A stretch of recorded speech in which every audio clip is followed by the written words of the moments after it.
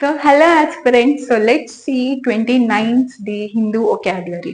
So first word వచ్చేసి howling. So howling అంటే ఏంటి అని అంటే ఒకరిని ఫోర్స్ పెట్టి పుల్ చేయడం, డ్రాగ్ చేయడం. సో దాన్ని మనం హౌలింగ్ అంటుంటాము.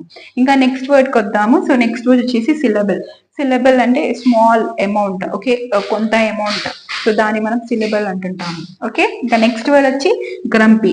సో గ్రంపీ అంటే bad tempered, irritating behaviour. So దాన్ని మనం గ్రంపీ అంటాం, అంటే ఇరిటేట్ అయిపోతూ ఉంటాం. ఓకే, ఇంకా నెక్స్ట్ ఎలోజైస్. సో ఎలోజైస్ అంటే ఎవరినైనా సరే రైటింగ్స్ లో కానీ వాళ్ళ స్పీచెస్ తో కానీ బాగా ఎక్కువగా పొగడదాం అనమాట. సో దాన్ని మనం ఎలోజైస్ అంటాం ఇంగ్లీష్ లో. ఇంకా నెక్స్ట్ లాస్ట్ వర్డ్ వచ్చేసి వేవర్డ్. సో వేవర్డ్ అంటే ఏంటి అని అంటే కొంతమంది వాళ్ళు ఎలా బిహేవ్ చేస్తారో ఎవరికి తెలియదు. సో వాళ్ళని కంట్రోల్ చేయడము, లేకపోతే వాళ్ళని ఏం చేస్తారో ఏంటి అని చెప్పి అంచనా వేయడం చాలా కష్టంగా ఉంటుంది. సో దాన్ని మనము ఇంగ్లీష్ లో వేవర్డ్ అనే ఒక వర్డ్ తో చెప్పేస్తూ ఉంటాము. So for more such type of videos, do subscribe, like and share.